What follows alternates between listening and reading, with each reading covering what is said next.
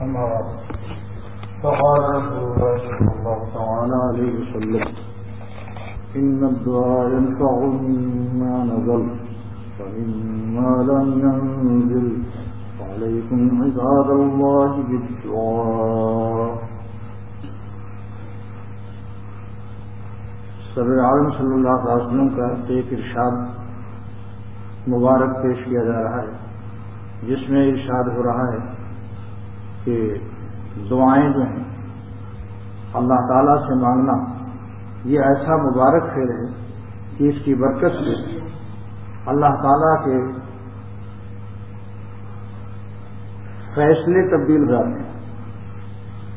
لا يرد القضاء الا بالدعاء، یعنی اللہ تعالیٰ دعا کی برکت سے جو بلا کی آنے والی ہے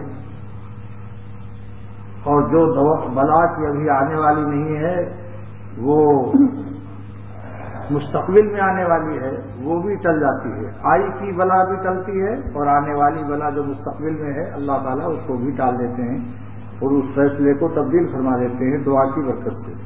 لا يرد القضاء الا بالدعاء، قضاء الہی نہیں بدلتا مگر اللہ تعالیٰ کی رحمت سے اور دعاؤں کی برکت سے. اس پر اشکال ہوتا ہے کہ اللہ تعالیٰ کا لکھا ہوا کیسے مٹے گا؟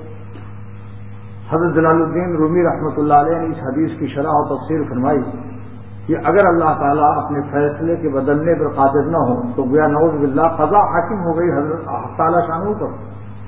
لہذا فرماتے ہیں کہ اے اللہ یہ قضا اور آپ کے فیصلے آپ کی محکوم ہیں، قضا آپ کی محکوم ہے، آپ پر حاکم نہیں ہے. قضا پر آپ کی حکومت ہے، اسی لیے اللہ تعالیٰ نے اپنے کو مالک یوم الدین فرمایا. دنیا کے جتنے جج ہیں عدالتوں میں جو فیصلے ہوتے ہیں یہ لوگ مالک نہیں ہوتے، یہ قانون کے مطابق فیصلہ کرنے پر مجبور ہوتے ہیں. لیکن اللہ تعالیٰ نے اپنے لیے فرمایا کہ میں قیامت کے دن فیصلے کا مالک ہوں گا، فیصلے کے دن کا مالک ہوں گا. مالک جو ہوتا ہے وہ جس طریقے سے چاہے تو قانون کے علاوہ بھی اپنے مراحل میں خسروانہ اور شاہی رحم سے جس کو چاہے بخش دے. لہذا شاہ عبد القادر صاحب رحمۃ اللہ علیہ نے تفسیر موضوع القرآن میں لکھا ہے کہ عرش الہی کے سامنے ایک جملہ لکھا ہوا ہے. اللہ تعالیٰ نے اپنے عرش کے سامنے ایک جملہ لکھایا ہوا ہے. وہ کیا ہے؟ سبقت رحمتی علی غضبی، میری رحمت اور غضب میں جب دوڑ ہوئی تو میری رحمت غالب آ گئی میری غضب پر. میری رحمت اور غضب میں مقابلہ ہوا لیکن سبقت رحمتی، میری رحمت میرے غضب پر غالب آ گئی، یعنی سب رحمت جیت گئی، میرے غصے سے میری رحمت جیت گئی. سبحان اللہ، یہ کیا بات ہے؟ عرش کے سامنے کیوں لکھایا ہوا ہے؟ اللہ تعالیٰ شاہ ولی اللہ صاحب کے بیٹے ہیں، 3 پشت ولی اللہ گزرائی. حضرت شاہ ولی اللہ صاحب رحمۃ اللہ علیہ کے چاروں بیٹے ولی اللہ ہیں. شاہ رفیع الدین صاحب، شاہ عبد القادر صاحب، شاہ عبد العزیز صاحب، شاہ عبد الغنی صاحب، 4 بیٹے چاروں ولی. پھر شاہ عبد الغنی کا بیٹا شاہ اسماعیل شہید بالا کوٹ میں وہ بھی ولی. تو پشت 3 پشت ولی اللہ. انہوں نے لکھا ہے تفسیر موضوع القرآن میں کہ یہ جملہ اللہ تعالیٰ نے کیوں لکھوایا کہ میری رحمت میری غضب کے مقابلے میں جیت گئی غضب سے اور بڑھ گئی، آگے بڑھ گئی. اس کا مطلب کیا ہے؟ کیا جواب؟ بہت عمدہ بات لکھی، بہت عمدہ قابل غرض بات ہے. لکھا ہے کہ یہ مراحل میں خسروانہ لکھوا رکھا ہے کہ شاہی رحم سے بخش دوں گا. اگر قانون کی روح سے کوئی مجرم اس قابل نہ ہوا، اگر قانون اور ضابطے سے کوئی مجرم اس قابل نہ ہوا کہ میں اس کو بخش دوں تو فرمایا بطور مراحل خسروانہ کے لکھا دیا ہے. شاہی رحم اس کا نام ہے. حضرت کے الفاظ، شاہ عبد القادر صاحب کے الفاظ کیا ہیں؟ مراحل، رحم کی جمع ہے مراحل. مراحل خسروانہ، خسرو کہتے ہیں سلطان کو، بادشاہ کو، یعنی یہ بادشاہی رحم ہے. سبحان اللہ، شاہی رحم ہے. جو قانون سے نہیں بخشا جائے گا اللہ تعالیٰ اس کو اپنے شاہی رحم سے معاف کر دیں گے. سبحان اللہ، کیا بات ہے. رحم سلطانی اس کا نام ہے. ان سبقت رحمتی علی غضبی، کیا ہمارے ان حضرات کو اللہ تعالیٰ نے کیا بات نصیب فرمائی. خیر، آج مجھے اسی حدیث پر کچھ عرض کرنا ہے. مولانا رومی کا بھی یہ جملہ قابل وزن ہے کہ خدا قضا آپ کی آپ پر حاکم نہیں ہو سکتی، آپ کی محکوم ہے. جب محکوم ہے تو جو چاہیں آپ اس کو جدھر چاہیں گردن پھیر لیں اپنی قضا. قضا پر آپ کو حکومت حاصل ہے، قضا کے آپ حاکم ہیں، قضا آپ کی محکوم ہے، لہذا سوئے قضا کو حکم قضا سے تبدیل فرما دیجیے، یعنی جو قضا ہمارے خلاف ہے، جو فیصلے ہمارے خلاف ہیں، اس سوئے قضا کو حسن قضا سے تبدیل فرما دیجیے۔ اسی لیے دعا سکھائی گئی، سرور عالم صلی اللہ تعالی علیہ وسلم فرماتے ہیں، دعا سکھاتے ہیں، خود بھی دعا کرتے ہیں، کہو اللہم انی اعوذ بک من جہد البلاء ودرک الشقاء وسوء القضاء وشماتۃ الاعداء۔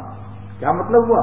اللہم انی اعوذ بک من جہد البلاء، اللہ تعالیٰ پناہ چاہتا ہوں شدید مشقت اور مصیبت سے۔ شدید بلا کیا ہے بھائی؟ اس کا بھی تو کوئی معیار ہونا چاہیے۔ حضرت عبداللہ بن عمر رضی اللہ تعالیٰ عنہ اس حدیث کی تفسیر، اس ٹکڑے کی تفسیر فرماتے ہیں، فسر عبداللہ بن عمر، تفسیر کرتے ہیں عبداللہ بن عمر، فسر جہد البلاء عبداللہ بن عمر رضی اللہ تعالیٰ عنہ بکثرت العیال وقلت المال، یعنی اولاد زیادہ ہو مال کم ہو تو سب لوگ مشقت شدید میں مبتلا ہے۔ ملا علی قاری نے دوسری شرح کی ہے، مشکات کی شرح مرقات میں، عبد الرحمان تم ہمیشہ آڑ میں رہتے ہو، ادھر سامنے آؤ، ادھر ان کے پیچھے بیٹھو، مولوی اسماعیل کے پاس ایسی جگہ بیٹھنا چاہیے جہاں مقرر بھی نظر آتا رہے، کوشش کرو اس کی۔ دیکھو اب کچھ فرق ہوا، زیادہ دل لگے گا جب مقرر نظر آتا رہتا ہے تو اس سے دل زیادہ لگتا ہے، اور کچھ باتیں ایسی ہوتی ہیں جو زبان سے نہیں آنکھوں سے سمجھی جاتی ہیں، سمجھا؟ ایک دیکھیے، لوگ کہتے ہیں کہ ہم حدیث کو لغت سے سمجھ لیں گے، صحابہ کے بغیر حدیث کا سمجھنا ناممکن ہے، اور اس کی وجہ کیا ہے؟ ایک شخص کہتا ہے کہ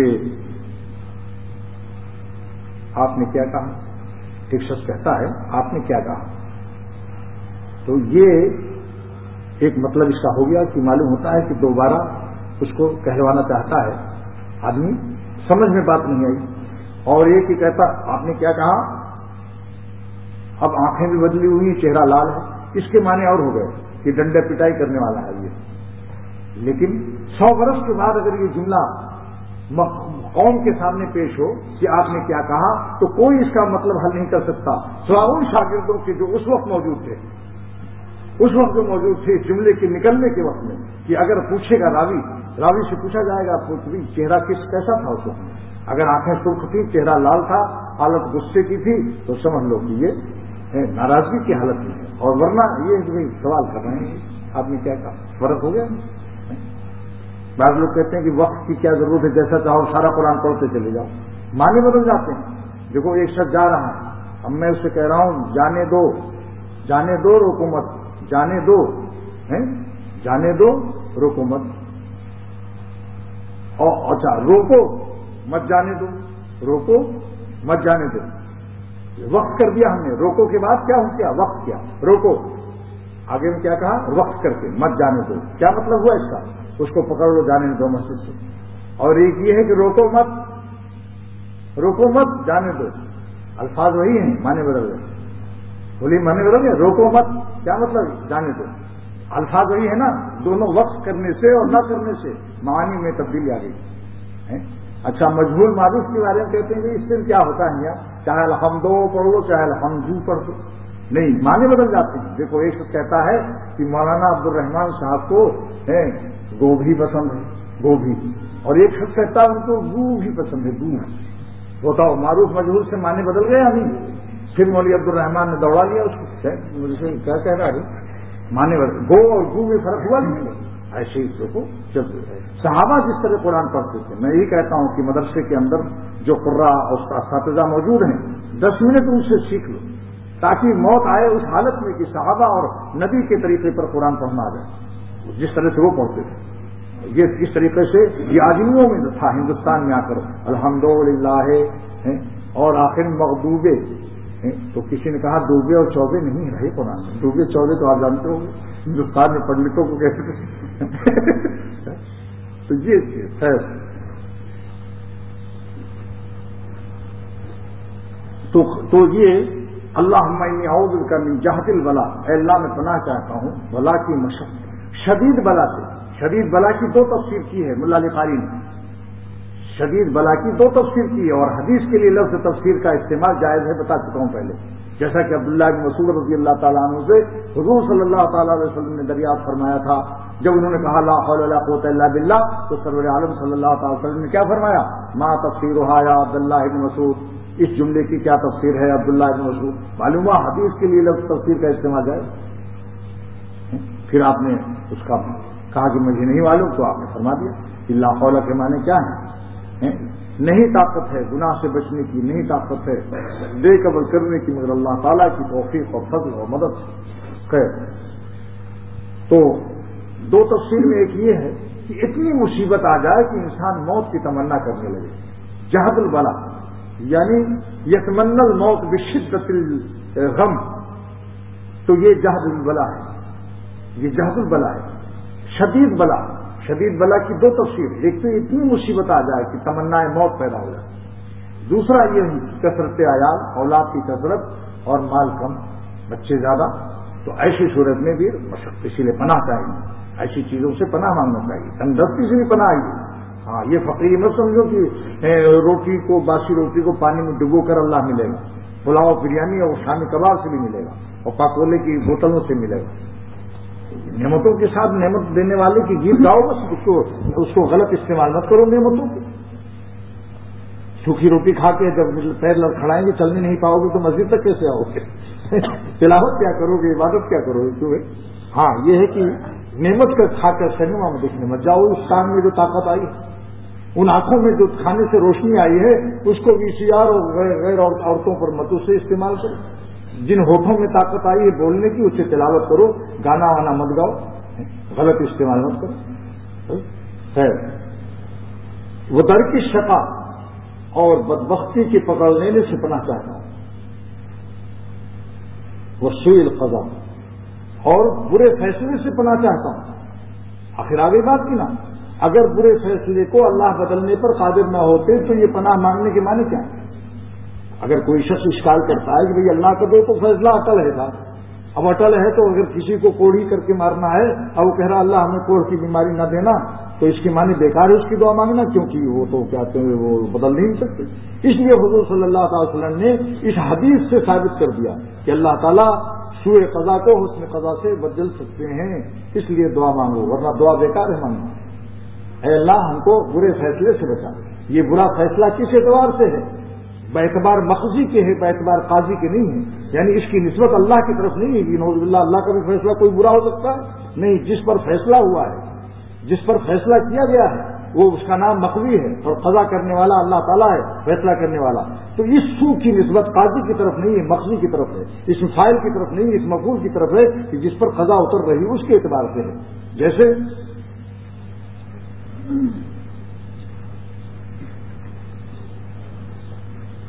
کفر کی نسبت، اب اللہ تعالیٰ کافر کو پیدا کرتے ہیں، کفر کے بھی خالق ہیں، لیکن کفر کی نسبت اللہ کی طرف جب ہوگی تو اس کو حکمت کہا جائے گا۔ کفر ہم نسبت بامر خالق ان کی ہم سے ہے، لیکن دوسری طرف اس کو حکمت اللہ تعالیٰ کی اس میں حکمت ہے۔ دوزخ کیوں پیدا کیا تھا؟ ان کی حکمت ہے، لیکن ساتھ ساتھ یہ بھی ہے کہ جس کی طرف فیصلہ ہوا ہے اس کے لیے وہ خطرناک ہے، اس لیے اس کے معنی ہے کہ اللہ سوء قضا کو اس نے قضا سے تبدیل کر دیتے ہیں۔ لہذا معروی نے اسی حدیث کے پیش نظر یہ شعر کہا، دعا مانگی، بغضنا جان ما سوء القضا، اے خدا سوء قضا کو ہم سے، ہماری جان سے ہٹا دے۔ بغضنا جان ما سوء القضا، میاں کیا نام تمہارا؟ ان کا ہے حبیب اللہ۔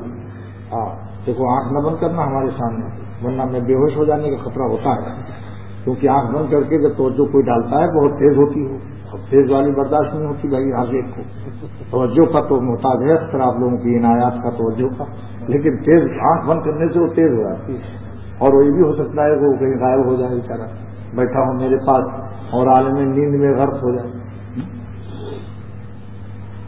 ادھر کی شقا سوء القضا، ادھر ہاں اللہ نعوذ بک من جہد البلاء، ادھر کی شقا سوء القضا و شماتۃ العطا۔ خیر، تو معروی نے عرض کیا ہے بغضنا جانما سوء القضا و ابر مہاراج اخوان اصطفیٰ۔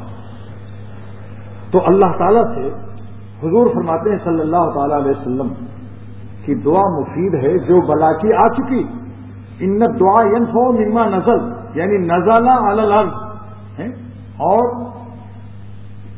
وہ بلا جو ہے مبتلا علی المبتلا بہی، یعنی جو بلا دنیا میں آ چکی، بخار ملیریا یا کوئی بیماری، گردے میں پتھری پیدا ہو گئی، کوئی اور بیماری آ گئی، اللہ سے دعا کرو، اڑ کے دعا کرو، رو رو کے دعا کرو، انشاءاللہ تعالی آپریشن کی بھی ضرورت نہیں پڑے گی. اگر آپ یہ کہیں گے اللہ تعالیٰ سے کہ اللہ میں کمزور ہوں، مجھے بہت ڈر معلوم ہوتا ہے چھری چاقو سے ڈاکٹر میرا پیٹ پھاڑیں گے، آپ تو قادر ہیں کہ آپ گردے کے مالک ہیں اور پتھری کے بھی مالک ہیں.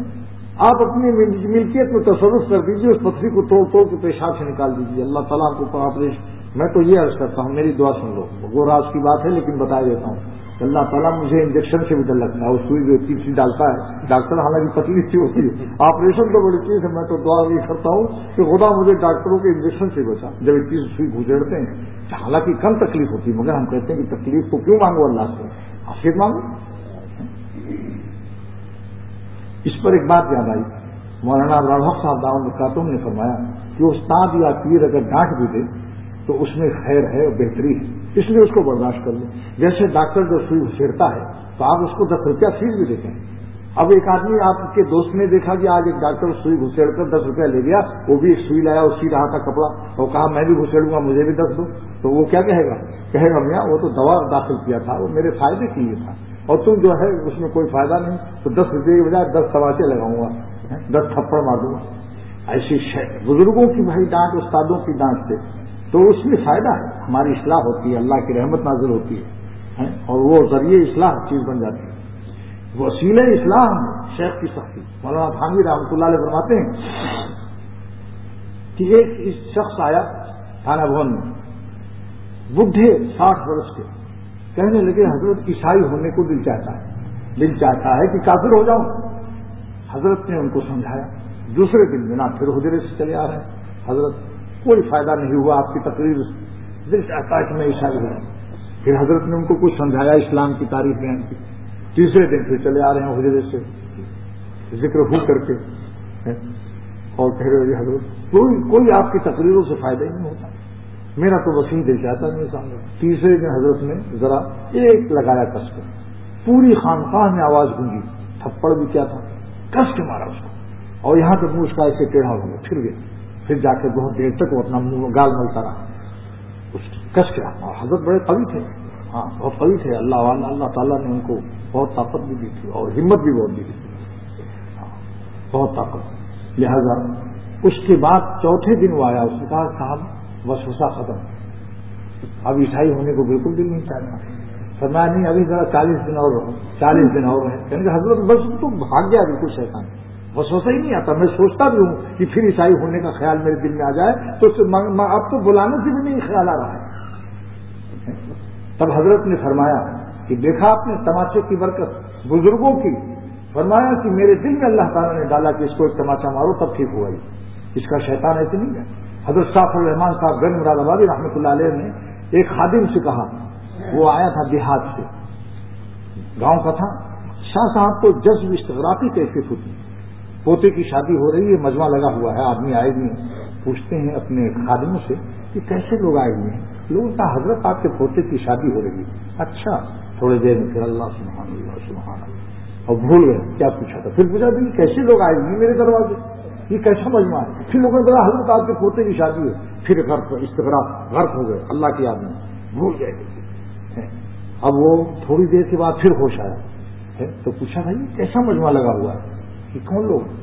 سبحان اللہ، یہ حالات دیکھا بزرگوں کے حالات ایسے ہوتے. لیکن اچھا، تو اب ایک دیہاتی آیا، ان کو پتہ ہی نہیں کہ دیہاتی ہے، ہل جوتنے والا ہے. اس سے پوچھتے ہیں، اس سے فرماتے ہیں کہ میرا پشت پا کھجلا دو، میرا پشت پا. اب پشت پا کیا چیز ہے؟ پا مانے پیر، اور پشت مانے یہ اوپر کا حصہ جو ہے، یہ پیٹھ ہے نا، یہ تو پیٹھ ہے کہ نہیں اس کی. تو پشت پا سے مراد حضرت شیخ کی دید شاہ صاحب کی یہ تھی. بخاری شریف پڑھایا کرتے تھے. اکابر اولیاء اللہ میں سے گنج مراد آباد، کانپور اور لکھنؤ کے درمیان میں ہے. اچھا، اب جناب وہ جو آیا دیہاتی ہوش، وہ ہل جوتنے والا کیا جانے پشت پا، اس نے یہاں کو شروع کر دیا بجائے یہاں کے. اب تو حضرت نے اس کو دوڑا لیا. اب بیل ہے بالکل، بیلوں کو آنے کی کیا ضرورت ہے یہاں. اس کو دھکے دے رہے ہیں بھگائے جا رہے ہیں، دروازے تک لے گئے خطرتے ہوئے. تو یہ تماشے لوگ دیکھتے رہتے تھے. حضرت مولانا شاہ محمود احمد صاحب نے مجھ سے فرمایا کہ میں نے ایک دن شاہ صاحب سے پوچھا کہ آپ کیوں اتنا بگڑتے ہیں؟ اللہ کی مخلوق پر تو رحمت کرنا چاہیے، جس کو آپ کو اتنا ڈانٹتے ہیں. یعنی مولانا اشرف علی تھانوی رحمۃ اللہ علیہ کو بھی ڈانٹا. 20 سال کی جوانی میں جب ملنے گئے تو اتنا ڈانٹا. ذرا سی دیر ہو گئی، 10 بجے رات کو پہنچے، عشاء کے وقت نہیں پہنچے. ظاہر بات ہے 10 بجے کے مہمان کے لیے اب کہاں سے کھانا پکے؟ وہاں پہلے زمانے میں ہوٹل تو تھے نہیں. تو فرمایا یہ وقت آنے کا ہے، زمین تم کو نگل نہیں گئی، آسمان تمہارے اوپر نہیں پھٹا. اب بتاؤ کون سی اتنی بڑی غلطی ہے کہ جس پر اتنا بڑا. اب حضرت فرماتے ہیں، حضرت لکھتے ہیں کیونکہ میں ان کا معتقد ہو کر گیا تھا اور معتقد ہوں اور بہت بڑے ولی اللہ سے، اس لیے مجھے ذرا بھی ناگواری نہیں ہوئی. اور میں نے سوچا ابھی تھوڑی دیر میں حالت بدل جائے گی. حالت جذب میں ہے اس وقت میں. حضرت بالکل خاموش بیٹھے. اس کے بعد حضرت نے فرمایا جاؤ نکلو، بھاگو یہاں سے، بے وقت آتے ہو. یہ کوئی وقت ہے آنے کا مہمان بننے کا؟ اب بستر حضرت نے لپیٹا، جانے لگے. تھوڑی دیر میں آدمی کو بھیجا، بلاؤ. اب بھاگے. حضرت نے فرمایا ارے بھائی دیکھو میرے گھر میں جاؤ، کھچڑی کوئی چیز کچھ بچا ہوا ہو تو لے آؤ. اب وہ گھر سے کھانا بھی آ رہا ہے. اس کے بعد جناب شفقت اور پیار کی باتیں بھی ہو رہی ہیں، سب ختم بات ہے. اور پھر حضرت سے فرمایا کہ میاں اشرف علی تم ہمارے لیے کچھ بوتل لائے ہو شربت کی؟ حضرت فرماتے ہیں کہ ان کو کیا پتا، میں تو آیا تھا کانپور سے. کشف ہوا تھا. حضرت کو کشف ہو جاتا ہے کبھی، اختیاری نہیں چیز ہے، میں اس کو زیادہ کمال ہونا چاہیے. لیکن بہرحال یہ قصہ. تو کسی نے کہا آپ کیوں اتنا ڈانٹتے ہیں اپنے خادموں پر، یا جو آتے ہیں آپ سے دعا ہوا کرانے، کوئی تعویذ لینے، ان کو اتنا ڈانٹتے کیوں؟ تو فرمایا میں ان کو کہاں ڈانٹتا ہوں، ہر آنے والے کے ساتھ ایک شیطان ہوتا ہے، اس کا شیطان ساتھ ہوتا ہے، میں اس کے شیطان کو ڈانٹتا ہوں تاکہ اس کا شیطان بھاگ جائے. عجیب کہتے. تو حضرت نے اس شخص کو جو مارا تھا تماچا، کفر کا وسوسہ ختم ہو گیا. اس کے بعد پھر یہ حکیم الامت کے انتقال کے بعد کافی 8-10 سال کے بعد، 47 سے لے کر 57 10 سال کے بعد اعظم گڑھ آیا یہ شخص، یہی تھپڑ کھانے والا بڈھے آدمی، اور ایک آدمی کی پیٹھ پر لگ کر کے پیر سے معذور تھے. تو حضرت شاہ عبد الغنی صاحب سے کہا السلام علیکم حضرت، میں آپ کا پیر بھائی ہوں. حضرت بڑے مجھ سے ملے بھائی، کیونکہ اپنے پیر بھائیوں سے کبھی بات ہوتی ہے محبت. پوچھا آپ کون ہیں؟ کہا آپ ہم کو نہیں جانتے. وہ جو کتابوں میں آپ پڑھا کرتے ہیں، ملفوظات میں چھپا ہوا ہے کہ ایک آدمی آیا تھا جس نے کہا تھا میرا دل عیسائی ہونے کو بھی چاہتا ہے، اور پھر حضرت نے تھپڑ مارا تھا، جو آپ کتابوں میں پڑھتے ہیں آپ دیکھ لیجئے. میں آپ کے خدمت سے آ گیا الحمدللہ کہ اختر نیور کو دیکھ لیا. اس نے پھر پورا قصہ سنایا، اس نے خوب سنایا میرا اپنا پورا قصہ، میرا اپنا بھی سنا ہوا، حضرت سے سنایا، بڑا مزہ آیا ہم لوگوں.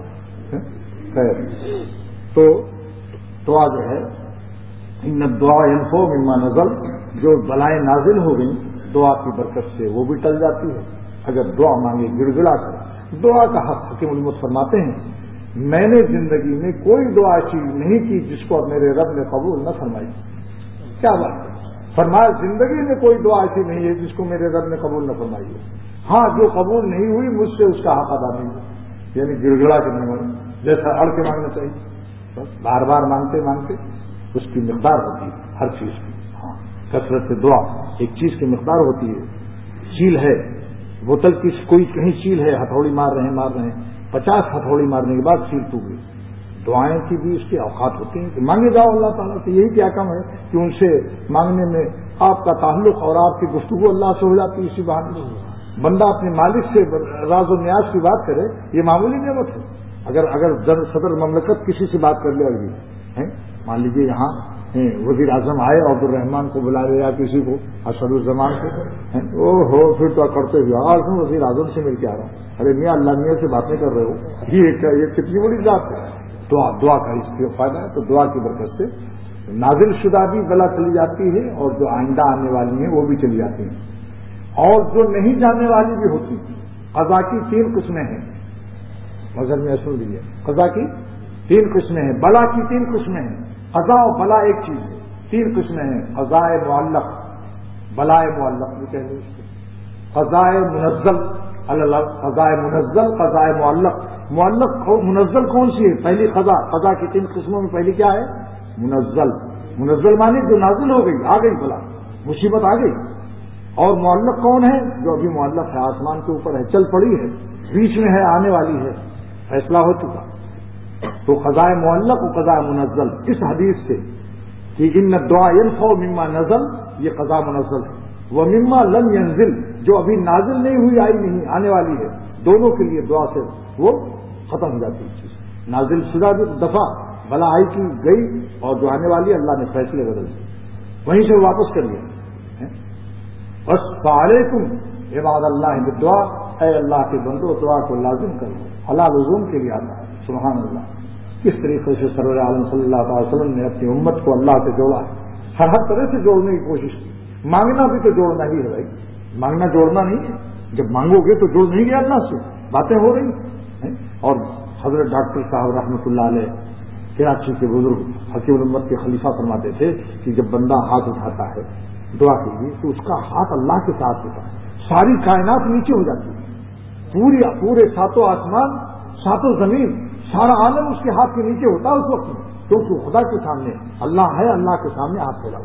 اس لیے دعا کی سنت میں ہے کہ سینے کے سامنے ہاتھ لے جاؤ.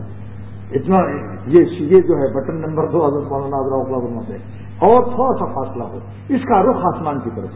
آسمان کی طرف کیوں رخ ہو؟ علامہ شامی ابن عابدین فقہ شامی میں لکھتے ہیں آداب دعا میں کہ آسمان کی طرف اس لیے رخ کرایا گیا اس کا لأن السماء قبلۃ الدعاء، لأن السماء قبلۃ الدعاء، دعا کا قبلہ آسمان ہے. کہاں سے پاؤ گے؟ آسمان سے ملے گا. لہذا ہمارا قبلہ تو ادھر ہے، دعا کا قبلہ ادھر ہے. اس لیے حکم ہوا کہ ایسے نہ کرو، ایسے مت مانگو، ایسے مانگو تاکہ آسمان کی طرف اس کا رخ رہے. تو دیکھو یب ستو آداب دعا، شامی کی عبارت اب نقل کر رہا ہوں. شامی کی عبارت عربی کی عبارت بھی یاد کر دیا کروں. میں طلبا سے کہتا ہوں، عربی طلبا سے کہتا ہوں کہ عربی کی عبارت یاد کرنے سے آپ کی عربی بہت اونچی ہو جائے گی انشاءاللہ تعالیٰ. اور جہاں بیان کرو گے روب جم جائے گا علم پر، ان پر ہیبت تاری ہوگی. بھائی یہ شخص واقعی ہے علم اس کے سینے میں ہے. یب ستو یدئی، میں عربی عبارت پڑھتا ہوں آداب دعا. یب ستو یدئی نہ، یب ستو یدئی حذاء صدرہ، حذاؤن مانے مقابل میں، یعنی اپنے سینے کے مقابلے میں ہاتھوں کو اٹھائے. بسطا یب ستو پھیلانا، یب ستو یدئی حذاء صدرہ، دونوں ہاتھوں کو سینے کے سامنے پھیلائے. اور نحو السماء، آسمان کی طرف. لأن السماء قبلۃ الدعاء، آسمان دعا کا قبلہ ہے. وبینہما فرجۃ قلیلۃ، اور تھوڑا سا فاصلہ. عالمگیری نے بھی لکھا ہے، شامی نے بھی لکھا. اور جب درود شریف سے شروع کرے، درود شریف پر ختم کرے، اور بعد میں اس کو یمسح بیدیہ وجہہ، اپنے چہرے کو دونوں ہاتھوں سے گویا مل گئی. یہ علامت ہے گویا ہم پا گئے، ہم نے آپ کی نعمت کو سر آنکھوں پر رکھ لیا. یہ بش نیکھالی ہے کہ گویا اللہ کو یہ بندہ دکھا رہا ہے کہ اللہ مجھے تو اتنا یقین ہے، گویا آپ نے دے دیا، ہم نے تو سر آنکھوں پر رکھ لیا. اللہ کو بھی پیار آئے گا. کوئی بچہ آپ سے لڈو مانگ رہا ہے، ابا نہیں دے رہے ہیں، تو وہ ایک دفعہ یوں کر کے اور جھوٹی دیا نہیں، ایسے کر کے منہ میں رکھ کے کھانے لگا، ایسے جھوٹی منہ کرنے لگا. حالانکہ یہ بھی پایا نہیں، اس بات کو رحم آ جائے، دیکھو کیسی ادا دکھا رہا ہے. اچھا بھائی دے دو اس کو لڈو، اس کے منہ میں ڈال دو. اللہ تعالیٰ نے سبحان اللہ سرور عالم صلی اللہ تعالیٰ نے کیا کیا سکھایا. تو دو قضا کی قسمیں یاد ہوں گی آپ لوگوں کو. قضاء معلق جو ابھی آنے والی ہے، اور قضاء منزل. کیا ثبوت ہے؟ یہی حدیث ان الدعاء ينفع مما نزل، جو نازل مما نزل سے قضاء منزل کا ثبوت ہوا، اور مما لم ينزل سے قضاء معلق کا ثبوت ہوا. دیکھو وہاں کی بتی بجھا دو. ایک قضا اور رہ گئی، کیونکہ مضمون تھوڑا سا رہ گیا، پھر دوبارہ بیان کرنا مشکل ہو جائے گا، اس لیے تیسری قسم قضا کی بھی بیان کر دوں. تیسری قسم ہے قضاء مبرم، میم با را میم. قضاء مبرم قطعی، جو نہیں تبدیل ہوگی، آپ کی دعاؤں سے بھی نہیں تبدیل ہوگی، نہیں ہٹے گی. اس کا ثبوت ابو داؤد شریف کی روایت ہے. سرور عالم صلی اللہ تعالی علیہ وسلم فرماتے ہیں کہ ان العبد اذا بلغت له منزلۃ، ان العبد اذا سبقت له، ان العبد اذا سبقت له منزلۃ ولم يبلغ بعمله ابتلاه الله في جسده او في ماله او في ولده ثم صبره على ذلك حتى بلغه منزلة سبقت من الله عز وجل، سبقت له من الله عز وجل. کیا ترجمہ ہوا؟ ترجمہ یہ ہوا کہ ان العبد اذا سبقت له منزلۃ، ان العبد اذا سبقت له منزلۃ، اللہ تعالیٰ بعض بندوں کے لیے اونچا درجہ لکھا ہوا ہے کہ اس کو جنت میں اعلیٰ مقام ملے گا. ان العبد اذا سبقت له منزلۃ ولم يبلغه بعمله، اپنے عمل سے وہاں تک نہیں پہنچ سکتا، عمل میں کمزور ہے، سست ہے، نالائق، تو پھر کیا ہوتا ہے؟ ابتلاہ اللہ فی جسدہ، اللہ اس کے جسم میں کوئی بیماری، بخار آ گیا، کوئی تکلیف آ گئی، او فی مالہ، اس کے مال میں کبھی نقصان ہو گیا، او فی جسدہ، او فی ولدہ، اس کے بچے بیمار ہو گئے. پھر کیا ہوتا ہے؟ ثم صبرہ علی ذلک، پھر اللہ تعالیٰ اس کو صبر کی طاقت دیتے ہیں، امتحان بھی لیتے ہیں، پاس بھی کر دیتے ہیں. پرچہ آؤٹ کر دیا، اس کا نام ہے پرچہ آؤٹ کرنا. کیوں بھائی؟ اگر ممتحن بتا دے کہ آج نور النظام سے ہم فلاں سوال کریں گے، پھر کیا کمال، اول نمبر پاس ہوا، تو حضور فرما رہے صلی اللہ تعالیٰ تمہیں صبر کی طاقت بھی دے دیں گے. اور پھر کیا ہوگا؟ یہاں تک کہ تم پہنچ جاؤ گے اس مقام پر جہاں اللہ تعالیٰ نے تمہارے لیے اونچا مقام لکھا ہے، جو تم تہجد اور عشاء پڑھتے ہی کچھ زیادہ عمل تو ہے نہیں. لہذا اللہ تعالیٰ نے ہماری بہتری کے لیے، اس لیے ایسی قضا نہیں رد ہوتی. کیوں ہے؟ جو چیز مفید ہو بولو ہے. اچھا دیکھو ایک بات بتائیں، آپ کا بیٹا یا آپ کا دوست ہے، بیٹا ہی کہہ لو، اب اس کے تمام میل ویل لگی ہوئی ہے، بچہ ہے، عبداللہ درویش، میرا بھی ہے ایک بیبی عبداللہ درویش بنا ہوا ہے، اس کا نام اب کچھ اور ہے، ان کو یہ نام پسند ہے، میں نے کہا چلو بھائی بچہ میرا ہے. اب کہیں مٹی لگ گئی، اب اس کو رگڑ کے اس کی ماں دھو رہی ہے، تو چلا رہا ہے کہ نہیں؟ وہ کہہ رہا ہے کہ اماں اس قضا کو بدل دو، اس فیصلے کو، یہ بلا جو نازل ہو گئی ہے اس کو فیصلے کو بدل دو. کہ بلا نہیں، بےخوب رگڑ کے اس کو پاک و صاف حسین بنا رہا ہوں، خوبصورت بنا رہا ہوں. تو کپڑے دھو گئے، اس کے کپڑے اتارے جا رہے ہیں، بولے آپ کیا بلا نازل کر رہے ہیں، میرے کپڑے اتار رہے ہیں. ارے بھائی کپڑا اتار کے دھو کر کے ابھی چمکا کے استری کر کے لا رہا ہوں. تو اللہ تعالیٰ ایسی قضا کو نہیں بدلتے، کیونکہ بندے کے مفاد میں بھائی جو مفید قضا ہے وہ تمہاری لاش چلاؤ چیخوں کرتے رہو. بھائی چیخوں پر دیکھو، چیخوں پر ایک تھوڑا سا مشکات کے شارح ملا علی قاری اس کا جواب دیتے ہیں کہ جو قضائے مبرم ہے، کون سی قضا کی کن قسمیں یاد ہو گئی؟ قضائے معلق، قضائے منزل، قضائے مبرم قطعی، مبرم مانے قطعی نہ بدلنے والی. تو قضائے مبرم کے لیے پھر دعا مانگنے سے کیا فائدہ؟ اس کا جواب دیتے ہیں کہ قضائے مبرم ہے وہ ان کا لا يتبدل، اگر سے تبدیل نہیں ہوگی، ولیکن بے برکت دعائے یہ تلذذ ہو، کہتے ہیں دعا کی برکت سے اللہ تعالیٰ اس بلا مصیبت کو لذیذ کر دیں گے، اس میں لذت ڈال دیں گے. سبحان اللہ. کما یتلذذ اہل دنیا بنعما، یہاں جیسا اہل دنیا اپنا پلاؤ شامی کباب کھاتے ہیں اس طرح سے وہ بلا تمہارے لیے لذیذ کر دی جائے گی. اور کیا چاہتے ہو بھائی؟ درجہ بھی بلند ہو رہا ہے اور بلا کو بھی لذیذ کر دیا، حلوہ بنا دیا. بلوا نہیں رہا، وہ حلوہ ہو گیا. اور اس کی مثال دو چیز، معرومی جب داخل ہوئے قید خانے میں، اللہ کے لیے قید خانے میں داخل ہوئے، رب السجن حب الیہ، حب الیہ، رب السجن حب الیہ مما یدعوننی الیہ. تو معرومی فرماتے ہیں جیسے ہی قید خانے میں پیر رکھا اللہ تعالیٰ نے قید خانے کو ان کو لذیذ کر دیا. آسنانہ شروع کو مستی دادہ، اس طرح اللہ نے اپنی مستی و محبت کا فیضان ڈال دیا کہ ورد کرنے لگے قید خانے میں. سبحان اللہ. کہاں ہے ہماری قسمت کہ آج خدا کی راہ میں ہم قید خانے میں آئے ہیں. خدا کی راہ میں جو کانٹا چٹ جائے، نظر بچانے سے حسینوں کے جو غم آ جائے، جو کانٹا چٹ جائے، تکلیف ہو جائے، اس تکلیف کو ساری دنیا کے آرام اگر سلامی پیش کریں تو اس کی عظمت کا حق ادا نہیں کر سکتے. اس کانٹے کو ساری دنیا کے پھول اگر سلامی پیش کریں تو اس کا حق ادا نہیں کر سکتے. اس غم کو اگر ساری دنیا کی خوشیاں سلامی پیش کریں، گارڈ آف آنر پیش کریں تو اس کا حق ادا نہیں ہو سکتا. جو خدا کے راہ میں تھوڑی سی تکلیف اٹھا لو، کچھ تو قیامت کے دن کہنے کے لیے ہو جاؤ کہ اللہ تعالیٰ میں نے بھی کچھ آپ کے راستے میں غم اٹھایا ہے، کیا چاہتے ہو کہ حلوہ کھا کر اللہ والا دوستی بن جائے.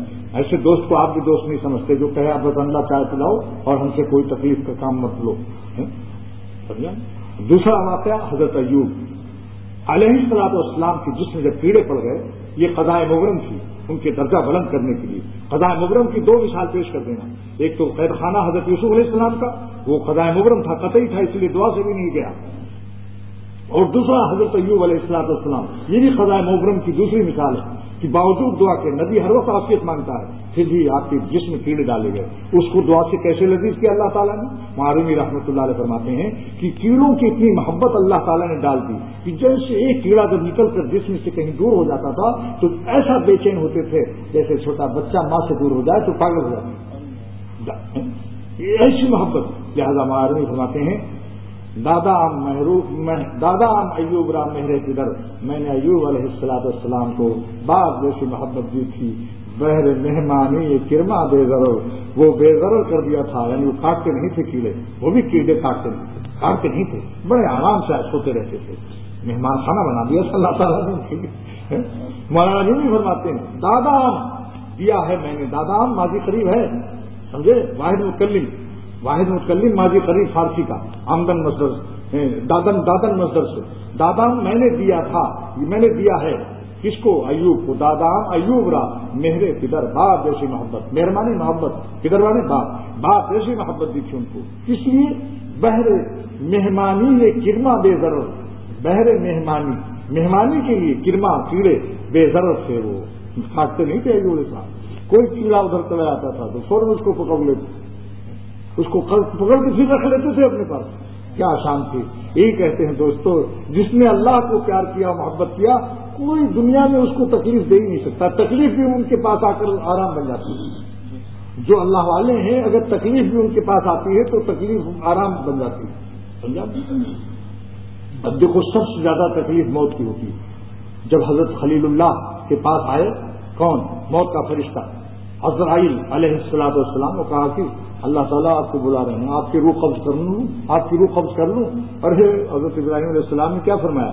اس واقعے کو شاہ عبد الغنی صاحب رحمۃ اللہ علیہ نے فرمایا، پھر میں نے اسی ہفتے عشرے میں تفسیر کبیر میں کہا دیا، مولوی اسماعیل میں دیکھ رہے تھے، امام فخر الدین رازی نے لکھا، مجھے بڑا مزہ آیا کہ واہ، میں نے جو بات شیخ سے سنی وہ تفسیر کبیر امام فخر الدین رازی نے بھی لکھ دیا، اس سے اور قوت ہو جاتی ہے، کیونکہ عام لوگوں کو شیخ کا نام بھی پتہ نہیں کہ پیر کس نے کہیں دیکھا۔ اب جب آپ امام فخر الدین رازی کی تفسیر کبیر پیش کریں گے، اس میں حضرت ابراہیم علیہ السلام نے جب کہا کس سے؟ موت کے فرشتے سے، ملک الموت سے، عزرائیل علیہ السلام سے، انہوں نے کہا میں آپ کی روح قبض کر لوں، تو کیا کہا کہ حل خلیل یومی تو خلیل ہوں، کیا کوئی خلیل گاڑھا دوست اپنے دوست کو موت دیتا ہے، جان سے مارتا ہے؟ یہ کیسا اللہ، ہم تو خلیل اللہ ہیں، اللہ تعالیٰ کے خلیل ہیں، یہ اللہ تعالیٰ ہماری موت، ہم کو بھی موت دے رہے ہیں، ہمارے بھی یہ کیا معاملہ ہے؟ فوراً سوال کیا کہ الخلیل یومی تو خلیل ہوں، کیا خلیل کسی خلیل کو موت دیتا ہے؟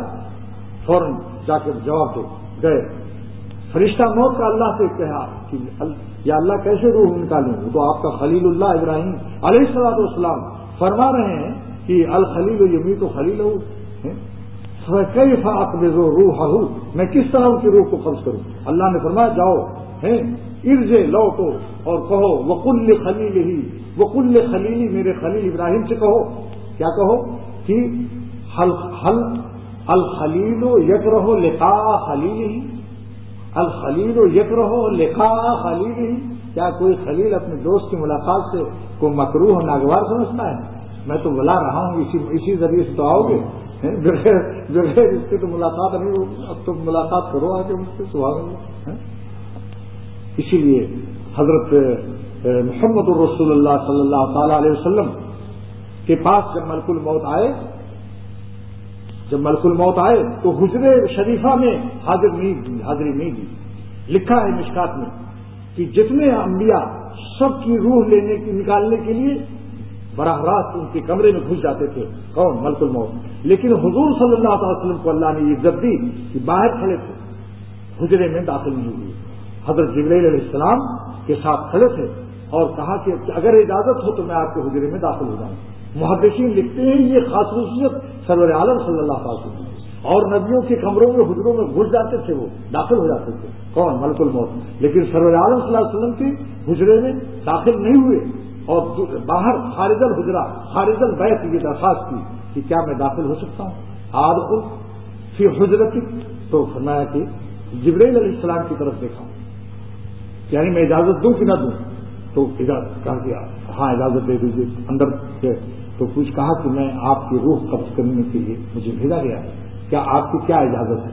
کیا اجازت ہے کہ میں؟ اور فرمایا کہ میں نے کسی نبی سے اس کے حجرے میں اجازت نہیں لی، آپ کی شرف، آپ کی بلندی مرتبت، آپ کی شان عزت، اور چونکہ نبیوں کے آپ سردار ہیں اس لیے میں نے آپ کے حجرے میں بغیر اجازت داخلہ نہیں دیا۔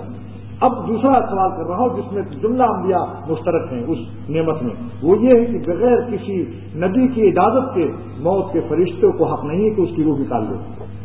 فرض ہے اس پر، ملک الموت پر، عزرائیل علیہ السلام پر کہ پوچھیں کہ آپ سرکاری کام سے فارغ ہو گئے، نبوت کے کام انجام ہو گئے، تو ایسے ہی سرور عالم صلی اللہ تعالی وسلم سے پوچھا عزرائیل علیہ السلام نے کہ اے نبی آپ کا کام پورا ہو گیا ہو، سرکاری کام سے آپ فارغ ہو گئے ہوں تو میں آپ کی روح قبض کر لوں. اس وقت پھر دیکھا ادھر فنظر الی جبرائیل، محدثین لکھتے ہیں کیوں دیکھا؟ فرماتے ہیں یہ نظر کیا تھی؟ مستشیرن کی. کانا نظرہ مستشیرن، کانا نظرہ صلی اللہ تعالی وسلم مستشیرن، یعنی حضور صلی اللہ تعالی وسلم کا یہ دیکھنا جبرائیل علیہ السلام کو ایسے یہ مشورے کے لیے تھا. اس نظر کا کیا نام ہے؟ نظر مستشیر تھی. یہ مستشیر نظر تھی، یعنی مشورہ لے رہے تھے، یعنی پوچھ رہے تھے کہ تو آپ کی کیا رائے ہے، اے جبرائیل تمہاری کیا رائے ہے، میں کہہ دوں کہ روح نکال لو یا نہیں؟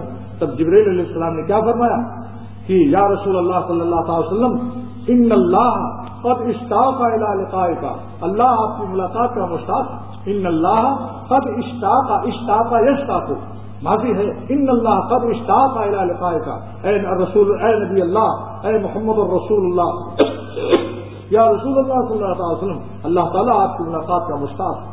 آپ نے فرمایا کہ اب میری اخرج روح، میری روح کو نکال لو، اور فرمایا کہ اللہم رفیق الاعلیٰ، اے اللہ میں اب آپ رفیق اعلیٰ کو پسند کر رہا ہوں. اس طرح سے مشکات کے آخر میں یہ سب پورا جو میں نے پیش کیا، آخر میں مشکات کے آخر میں یہ چیزیں آپ کو مل جائیں گی. دیکھیے اگر میں اس میں سے تھوڑا سا چھوڑ دیتا آج، پھر کل نہ بیان ہو سکتا. جز جب رہ جاتا ہے نا، مثال کے طور پر 15 آنا ہم نے بیان کر دیا، اب بتاؤ ایک کرنی کو اگر میں باقی رکھ دوں تو وہ مضمون بھی پورا نہ ہوتا، پھر مجھے بھی یاد نہ رہتا، پھر ضرور نہیں کل بھی بیان کروں. آپ دیکھتے کافی 8 دن نہیں بیان کرتا، دل بند ہو جاتا ہے بالکل، یعنی میں چاہتا بھی ہوں تو بالکل بولا نہیں جاتا. پھر اللہ تعالیٰ کی عطا ہے، وہ وہی بلواتے ہیں اور انہی کا فضل ہے. ورنہ بندہ کچھ مٹی کا ڈھیلا ہے، اس پر جو فضل ہو جاتا ہے تو کچھ اپنی رحمت سے، بزرگوں کی دعاؤں کی برکت سے وہ ہو جاتا ہے. دعا کیجیے اللہ تعالیٰ اپنی رحمت سے جو مضمون عرض کیا گیا ہے اللہ اس کو شرف سے قبول عطا فرمائے. اس میری حقیر گزارشات میری نسبت سے ہیں، ورنہ آپ کی عطا تو بہت بڑی نعمت ہے. اس حیثیت سے کہ آپ نے ہمیں بولنے کا مضمون پیش کرنے کا شرف بخشا، آپ اپنی رحمت سے قبول بھی فرمائیے. میری کوتاہیوں کو تعبیرات کی کوتاہیوں کو آپ فرماتے ہوئے اللہ سب ابتدا کا انتہا قبول فرما کر اور ہم سب کو سوئے قضا، ہم سب کی حسن قضا سے تبدیل فرما دیجیے. یا اللہ اگر ہماری قسمت میں آئندہ کوئی گناہ لکھا ہے اس کو آپ مٹا دیجیے اور نیکیاں لکھ دیجیے، ہم سے نیکیاں کرا لیجیے، اور ہر گناہ سے ہماری حفاظت کو ہمارے لیے مقدر، ہماری تقدیر میں ہر گناہ سے حفاظت کو مقدر فرما دیجیے. اگر خاتمہ ہمارا آپ نے خراب لکھا ہوا ہے اس سوئے قضا کو آپ حسن قضا سے تبدیل فرما دیجیے. اگر آپ نے ہمیں جہنمی لکھا ہے آپ اپنی رحمت سے جنتی لکھ دیجیے، کیونکہ قضا آپ پر حاکم نہیں، قضا آپ کی محکوم ہے. اے اللہ جملہ سوئے قضا کو حسن قضا سے تبدیل فرما دیجیے اور ہم سب کو اپنا مقبول، اپنا محبوب بنا لیجیے. اولیاء صدیقین کا سب سے آخری مقام جس کے آگے نبوت کا درجہ شروع ہوتا ہے، یا اللہ ہم سب کو اولیاء صدیقین کا مقام عنایت فرما دیجیے اور اس کے قابل ہمارے اخلاق و اعمال سب بنا دیجیے، ویسے ہی دل بنا دیجیے، ویسے ہی سمجھ دے دیجیے. غرض ہے کہ آپ ہماری دنیا بھی بنا دیجیے اور آخرت بھی بنا دیجیے. آخر دعوانا